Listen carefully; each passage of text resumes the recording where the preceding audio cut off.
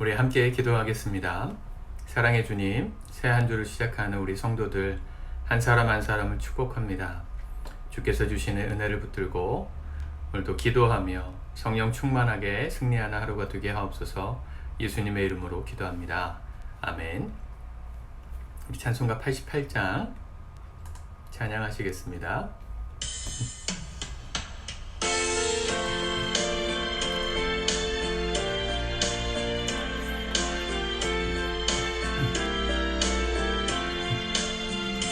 내 진정 사모하는 친구가 되시는 구주 예수님은 아름다워라.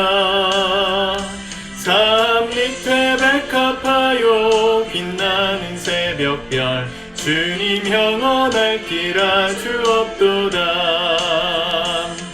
내 맘이 아플 적에 그 위로 되시며 나 외로울 때 좋은 친구라.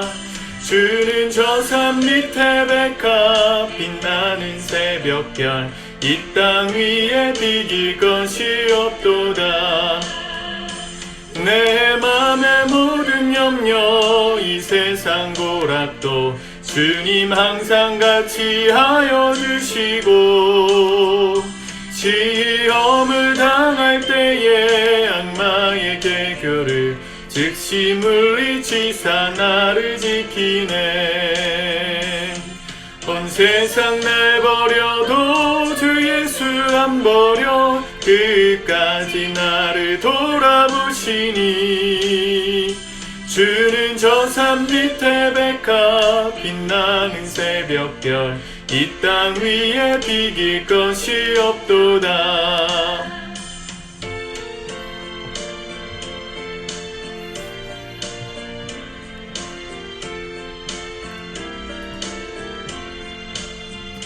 내 맘을 다하여서 주님을 따르면 길이 길이 나를 사랑하리니.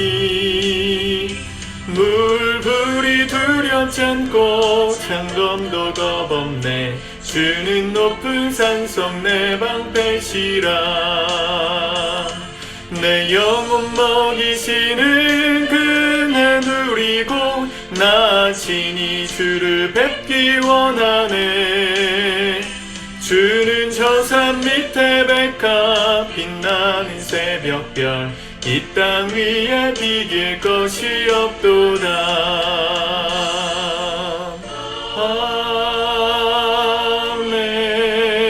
아멘. 아멘. 우리 하나님의 말씀 같이 보도록 하겠습니다. 고린도 후서 7장의 말씀을 같이 읽고 기도하도록 하겠습니다. 고린도 후서 7장입니다. 시작. 그런즉 사랑하는 자들아, 이 약속을 가진 우리는 하나님을 두려워하는 가운데서 거룩함을 온전히 이루어 육과 영의 온갖 더러운 것에서 자신을 깨끗하게 하자. 마음으로 우리를 영접하라. 우리는 아무에게도 불의를 행하지 않고 아무에게도 해롭게 하지 않고 아무에게도 속여 빼앗은 일이 없노라. 내가 이 말을 하는 것은 너희를 정죄하려고 하는 것이 아니라 내가 이전에 말하였거니와 너희가 우리 마음에 있어 함께 죽고 함께 살게 하고자 함이라. 나는 너희를 향하여 담대한 것도 많고 너희를 위하여 자랑하는 것도 많으니 내가 우리의 모든 환난 가운데서도 위로가 가득하고 기쁨이 넘치는도다. 우리가 마게도냐에 이르렀을 때에도 우리 육체가 편하지 못하였고 사방으로 환난을 당하여 밖으로는 다툼이요 안으로는 두려움이었노라. 그러나 낙심하는 자들을 위로하시는 하나님이 디도가 오므로 우리를 위로하셨으니 그가 온 것뿐 아니요 오직 그가 너희에게서 받은 그 위로로 위로하고 너희의 사모함과 애통함과 나를 위하여 열심 있는 것을 우리에게 보고함으로 나를 더욱 기쁘게 하였느니라. 그러므로 내가 편지로 너희를 근심하게 한 것을 후회하였으나 지금은 후회하지 아니함은 그 편지가 너희로 잠시만 근심하게 한 줄을 알미라. 내가 지금 기뻐함은 너희로 근심하게 한 까닭이 아니요 도리어 너희가 근심함으로 회개함에 이른 까닭이라. 너희가 하나님의 뜻대로 근심하게 된 것은 우리에게서 아무 해도 받지 않게 하려 함이라. 하나님의 뜻대로 하는 근심은 후회할 것이 없는 구원에 이르게 하는 회개를 이루는 것이요 세상 근심은 사망을 이루는 것이니라. 보라, 하나님의 뜻대로 하게 된 이 근심이 너희로 얼마나 간절하게 하며 얼마나 변증하게 하며 얼마나 분하게 하며 얼마나 두렵게 하며 얼마나 사모하게 하며 얼마나 열심 있게 하며 얼마나 벌하게 하였는가. 너희가 그 일에 대하여 일체 너희 자신의 깨끗함을 나타내었느니라. 그런즉 내가 너희에게 쓴 것은 그 불의를 행한 자를 위한 것도 아니요 그 불의를 당한 자를 위한 것도 아니요 오직 우리를 위한 너희의 간절함이 하나님 앞에서 너희에게 나타나게 하려 함이로라. 이로 말미암아 우리가 위로를 받았고 우리가 받은 위로 위에 디도의 기쁨으로 우리가 더욱 많이 기뻐함은 그의 마음이 너희 무리로 말미암아 안심함을 얻었음이라.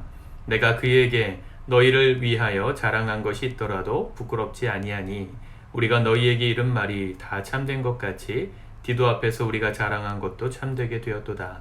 그가 너희 모든 사람들이 두려움과 떨므로 자기를 영접하여 순종한 것을 생각하고 너희를 향하여 그의 심정이 더욱 깊었으니 내가 범사에 너희를 신뢰하게 된 것을 기뻐하노라. 아멘.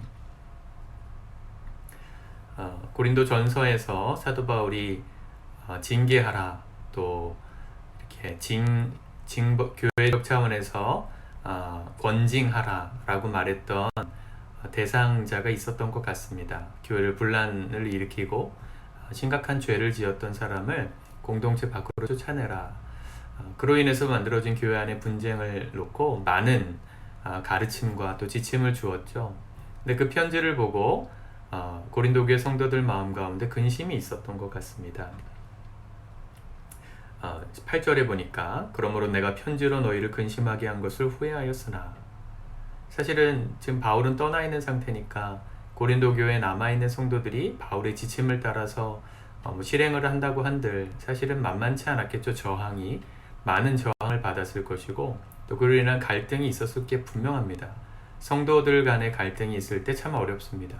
고린도전서에서도 얘기하지만 성도들 사이에서 서로 하나 되지 못해서 세상 법정으로 가서 누가 옳고 그른지를 따지는 그런 일을 하지 말라고 바울이 말할 정도로 교회 안에 분쟁이 일어나면 그것을 해결하기가 정말로 어렵습니다.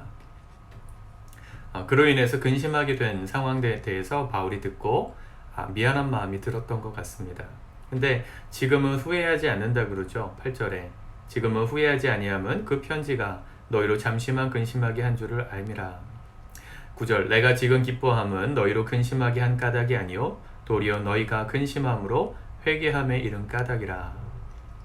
사도 바울이 이야기해 준 그 권면이 때로는 사람들의 마음 또 하나님의 메시지로 권면하는 것이 우리 그리스도인들에게 때로는 근심하게 되는 상황의 이유가 되기도 합니다. 쉽게 예를 들면 직장생활 하면서 술 먹고 담배 피고 접대하고 그런 상황이 없지 않잖아요.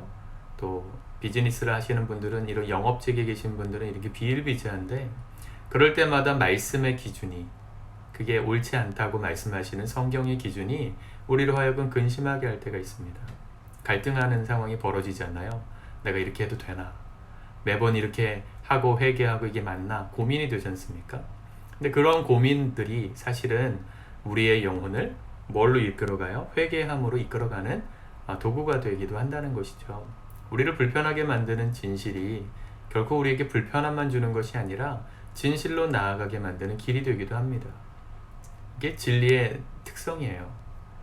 진리는 우리를 편안하게 만들기도 하지만, 우리를 자유케 하기도 하지만, 본질을 향해서 달려나가려고 결단한 순간부터는 그 진리가 우리에게 근심을 일으키기도 합니다. 삶에 예수님을 믿고 났더니 인생이 복잡해지는 느낌을 받는 거죠. 그전에는 마음 놓고 죄 짓고 내 마음대로 살았는데 하나님의 말씀을 알고 난 다음부터는 불편해진단 말이죠. 말씀대로 살아야 되겠는데 그게 잘 안 되니까 말이죠. 그런데 사도 바울의 그렇게 권면했던 말씀이 결국은 고린도 교회 안에 회개함으로 열매 맺었던 것 같습니다. 9절 너희가 하나님의 뜻대로 근심하게 된 것은 우리에게서 아무 해도 받지 않게 하려 함이라. 10절 하나님의 뜻대로 하는 근심은 후회할 것이 없는 구원에 이르게 하는 회개를 이루는 것이요 세상 근심은 사망을 이루는 것이라. 그러한 근심을 가지고 회개함에 이르렀더니 결과가 어떻게 됩니까? 11절 보라 하나님의 뜻대로 하게 된 이 근심이 너희로 얼마나 간절하게 하며 얼마나 변증하게 하며 얼마나 분하게 하며 얼마나 두렵게 하며 얼마나 사모하게 하며 얼마나 열심 있게 하며 얼마나 벌하게 하였는가. 하나님의 말씀을 가지고 삶 가운데 고민하고 근심하고 치열하게 싸웠던 성도들의 삶에 하나님 어떤 열매를 주셨냐면 얼마나 간절하게 했냐는 거예요. 그 근심이. 어제 우리가 주일 말씀을 통해서 간절하게 교회적 기도를 드리자 그런 말씀을 드렸죠. 기도가 언제 간절해집니까? 말씀대로 살려고 할 때 간절해지는 것입니다. 하나님의 말씀의 기준을 따라 몸부림치면서 따라가려고 할 때 기도가 간절해져요. 내가 말씀대로 살아도 그만 안 살아도 그만 관심 없는 사람은 사실은 기도를 해도 간절할 수 없습니다. 안 살아도 그만인걸요. 하나님 뜻대로 안 가도 뭐 그렇게 마음에 걸리는 게 없는데 뭐하러 간절하게 기도하겠어요. 말씀대로 좀 살게 해주십시오. 기도할 이유가 없죠. 근데 하나님의 근심, 하나님께서 진리를 통해서 우리 가운데 고민하게 하시는 그 진리의 말씀이 결국 우리 안에 회개로 열매 맺으면 주님께로 가게끔 만들면 그때부터 하나님의 뜻대로 살고자 날마다 열심을 가지고 간절하게 기도하게 된다는 것이죠. 하나님 앞에 얼마나 열심 있게 하며 또 얼마나 사모하게 하며 하나님이 얼마나 좋은 분인지를 말씀대로 살다 보면 깨달아요. 세상 가운데 치열하게 말씀대로 살려고 하다 보면 그 도우시는 하나님의 현장에서 만날 수 있습니다. 여러분들 그거 아십니까? 성경 말씀에 여호와는 나의 산성이요 나의 요새요 나의 피할 바위시요 그런 다윗의 고백이 시편에 나오잖아요. 하나님이 나의 산성이시요 나의 보루시요 요새시요 그런 말씀이 실제로 나에게 경험되어지려면요 말씀대로 치열하게 싸우는 현장 가운데 나가지 않으면 주님이 날 보호해 주시는 그 산성이 되신다는 의미가 별로 안 깨달아지고 느껴지지 않습니다. 난 지금도 괜찮은데 뭐 나의 산성이 되어주셔서 날 뭘 지켜주시나. 말씀대로 살려고 노력하다 보면 공격이 없을 수 없거든요. 세상은 우리를 말씀대로 살게끔 그대로 내버려 두지 않습니다. 영적인 전쟁터인데 마귀가 우리 일상생활 가운데 말씀대로 살지 못하게 만드는 상황을 치열하게 근심하고 걱정하고 고민하면서 걸어가는 말씀대로 살기를 열심을 내는 사람들은요 공격당할 때 치열하게 싸우는 그 한 복판에서 주께서 나의 산성이 되셔서 나의 피난처가 되어주셔서 나를 막아주신다는 게 얼마나 큰 은혜인지 알아요. 경험합니다. 이 현장에 나가지 않기 때문에 이 말씀이 별로 와닿지 않거든요. 그 말씀대로 살고자 하면 하나님 진짜 좋으신 분이시구나. 인간적으로 봤을 땐 내가 질 수밖에 없고 내가 손해를 볼 수밖에 없는 상황 속에서 하나님이 나를 보호해 주시는 그 놀라운 하나님이 얼마나 사랑스럽게 느껴지는지 모릅니다. 말씀대로 사는 현장에서만 경험할 수 있어요. 제일 좋은 건 전도의 현장이죠. 복음을 전해 보십시오. 하나님의 말씀 때문에 욕을 먹어보세요. 아유 예수쟁이 그런 얘기를 들어보세요. 그러면 그 하나님께서 나를 위로해 주시는 성경의 메시지가 얼마나 내 마음 가운데 뜨겁게 다가오는지 경험하실 수 있습니다. 오늘 말씀을 통해서 회개함으로 열매 맺었던 고린도 교회 성도들과 사도 바울 사이에 관계가 많이 회복된 것 같은 말을 합니다. 바라기는 우리의 삶도 이렇게 말씀을 따라 치열하게 싸우면서 점점 돈독해져가는 공동체 되기를 힘쓰기를 축복합니다. 우리의 삶 속에 하나님께서 함께 하심으로 때로는 근심할 수 있고 주님 뜻대로 살려고 몸부림치다가 때로는 좌절할 수 있고 마음이 무너질 수 있지만 그것이 우리에게 계기가 되어서 더 간절하게 기도하고 더 열심히 주님을 따라가고 그래서 주님을 더욱더 사모하고 사랑하게 되는 이 놀라운 은혜가 일평생 반복되고 깊어져 갈 수 있기를 우리 주님의 이름으로 축복합니다. 기도하겠습니다. 하나님 아버지, 오늘도 주의 말씀을 붙듭니다. 때로는 이 진리의 말씀이 우리에게 칼 같아서 우리의 양심을 찌르는 것 같고 불편하고 우리의 마음에 느껴지는 감촉이 날카로울 때가 있습니다. 그러나 하나님, 바라기에는 이러한 하나님 말씀으로 인한 근심이 우리를 생명으로 이끌어가는 통로가 되게 도와주옵소서. 사망에 이르게 하는 세상 근심 때문에 무너지는 것이 아니라 하나님 생명에 이르게 하고 회개함으로 주님을 더욱더 사모하는 사람들로 열심을 내게 만드는 이 진리의 말씀을 따라 오늘도 치열하게 싸우며 그 치열한 싸움의 현장 가운데 함께 하시는 주님을 깊이 경험하는 우리 모두 되게 도와주시옵소서. 예수님의 이름으로 기도드립니다. 아멘.